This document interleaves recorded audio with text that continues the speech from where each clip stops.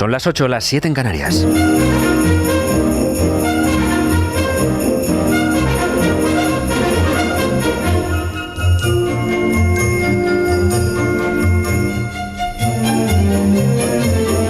¿Qué tal? Buenos días. Saludos de Sergio Barbosa en nombre de la gente que hace posible Herrera en COPE en este viernes 27 de diciembre de 2024.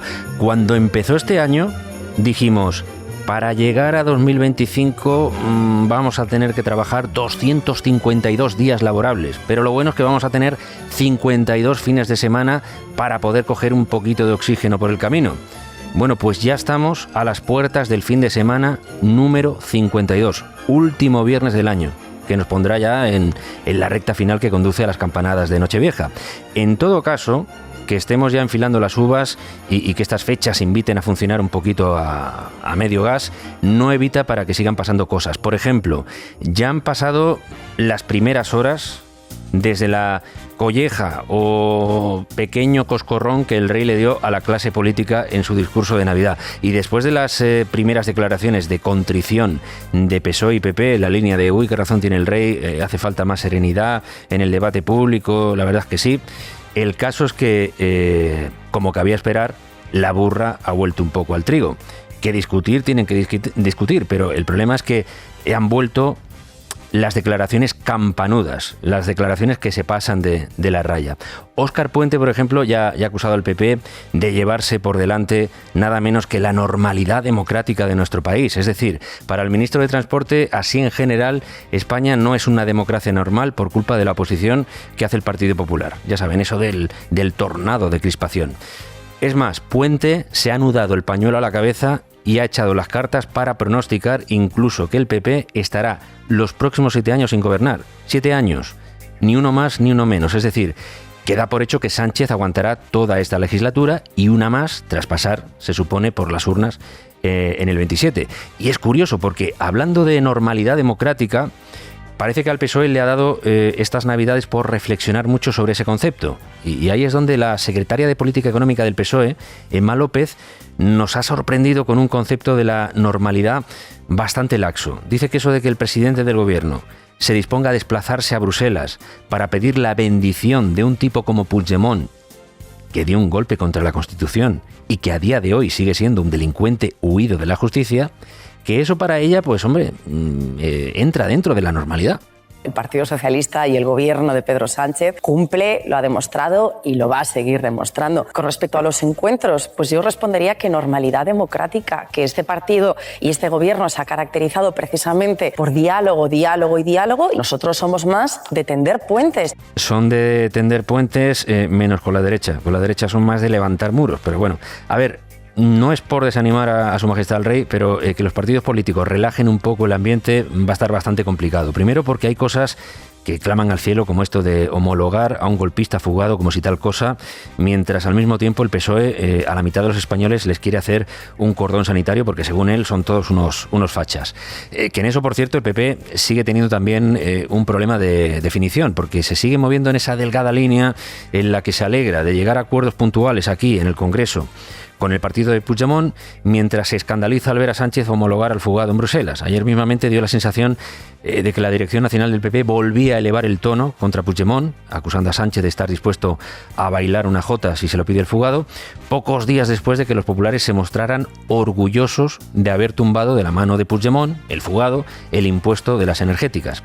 A buen seguro el PSOE va a seguir metiendo el dedo en esa llaga. La cuestión es que decíamos que va a ser muy difícil que los partidos hagan caso al rey, primero por ese tipo de disputas tan enconadas, véase Puigdemont o véase también el asunto de la inmigración, que ayer también provocó otro choque entre socialistas y populares, con el PP acusando a Moncloa de no asistir a Canarias en la llegada de inmigrantes, porque en el fondo lo que busca es que se rompa el gobierno canario de coalición. 700 inmigrantes han llegado en las últimas 48 horas. Y segundo, porque hay cuestiones de la polémica diaria que ya son más que polémicas políticas. Para Sánchez y para Ayuso, por ejemplo, algunos de los asuntos judiciales que están abiertos se han convertido literalmente en algo personal, en algo que afecta a sus propias familias. Y así es muy difícil que 2025 nos vaya a dejar una contienda política menos atronadora, que diría el rey. De hecho, Ayuso, en su balance de 2024 y su pronóstico de 2025, ha vuelto a sacar la artillería pesada contra Moncloa. Y por eso necesitamos estar más preparados que nunca para este 2025, que comenzará probablemente lleno de mentiras y de ataques a todo aquello que dan sentido a nuestra nación y a nuestra historia. El objetivo de Sánchez y de su débil proyecto, ya lo estamos viendo todos, es atrincherarse al precio que sea. Ayuso tiene un problema personal con Sánchez y muchos pensarán que tampoco es para menos, teniendo en cuenta el caso de la filtración de los datos fiscales de su novio, que mantiene imputado al fiscal general del Estado, el fiscal de Sánchez, según el propio Sánchez. Un caso que, según un informe de la UCO, apunta a una coordinación entre la Fiscalía y Moncloa para la filtración de esos datos confidenciales a diversos medios de comunicación cercanos al gobierno. Ese presunto mamoneo que parece que hubo en Moncloa, con demasiada gente manejando un informe sobre los problemas fiscales de un ciudadano particular que no debería haber salido de la Fiscalía, es uno de los ramales de este asunto.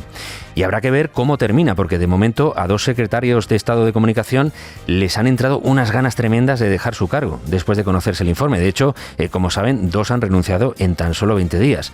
Pero luego está el otro ramal de ese caso, sobre el que ha habido novedades en las últimas horas, que fue la tensión interna que se vivió en la propia Fiscalía debido a los movimientos para publicar la nota de prensa en la que también se pretendía desvelar la información confidencial. Ya saben, el fiscal general del Estado y sus cargos de mayor obediencia, queriendo publicar la nota para negar que la Fiscalía hubiera ofrecido un acuerdo al novio de Ayuso y asegurar que era al revés, que era el novio de Ayuso el que se abría a un posible acuerdo. Y de forma paralela a esa serie de fiscales que estaban a lo que mandara García Ortiz, había otros fiscales intentando hacer ver que, hombre, cómo iba la Fiscalía a publicar una nota en la que se podía cometer un delito de revelación de secretos, o fiscales que se vieron presionados para que facilitaran ese correo electrónico con el que elaborar la polémica nota. Bueno, la novedad está en que el Tribunal Supremo ha citado a declarar el próximo 16 de enero como testigos a la fiscal superior de Madrid, Almudena Lastra, y al fiscal de delitos económicos, Julián Salto. Lastra es la fiscal que se negó a publicar la nota, alegando que eso podía ser un delito. Y ahora el Supremo quiere volver a escuchar su versión y valorar, ojo también con esto, su ofrecimiento para que revisen sus comunicaciones. A Lastra, recordemos, García Ortiz o su entorno le hicieron llegar mensajes del tipo: es imperativo sacar la nota o nos van a ganar el relato, como si fueran un político más tratando de ganar el dichoso relato. Y el señor Salto, pues es el fiscal al que le llegó el famoso mail del abogado del novio de Ayuso, en el que, como en tantos casos de este tipo, se exploraba la posibilidad de llegar a un acuerdo con la Fiscalía. Bueno, pues a Salto, García Ortiz o su entorno le sacaron literalmente de un partido de Champions, que estaba el hombre allí viendo a su Atleti, para que fuera corriendo a remitirles aquella misma noche el correo de Marras, porque García Ortiz estaba como loco por tener ese correo en su poder. Y curiosamente el correo acabó en el Gmail particular del fiscal general del Estado. Bueno, pues como decimos, ahora el juez del Supremo quiere escuchar a esos 2 fiscales que se vieron envueltos en las presiones y las prisas por publicar la nota con datos confidenciales. Les quiere escuchar a ellos y a los responsables de comunicación de la Fiscalía de Madrid y de la Fiscalía General, antes de que el propio García Ortiz y la fiscal provincial de Madrid deban declarar como imputados. Ya saben, Don Borrone y Lady Cianuro, la que bromeó con poner veneno en la nota de prensa, y el gran jefe de todo, con permiso de Sánchez, porque es su fiscal, que acabó borrando las conversaciones de su móvil justo en los días clave de la filtración.